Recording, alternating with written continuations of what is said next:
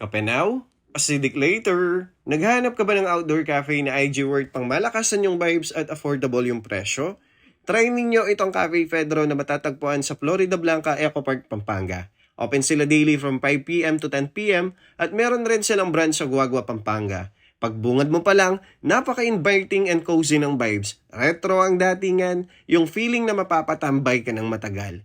Nagsaserve sila ng coffee base, non-coffee, tea refreshers, fruit latte, and pastries.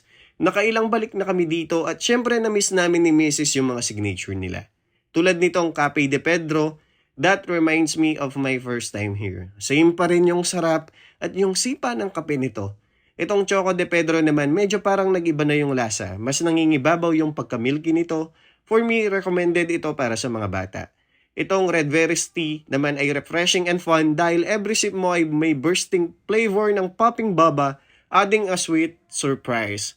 At itong cookies nila worth 30 pesos, napakasarap nito, hindi katamisan at malalasahan mo yung pagka-homemade nito kaya perfect na i-partner with coffee. Next time, subukan naman natin yung ibang menu nila to fully experience the taste of Cafe Pedro.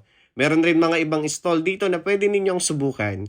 Kaya this spot is good for dating, for family, for friends, and for all. O ano na, i-mention mo na yung kakilala mong dadalhin ka dito. Let's go!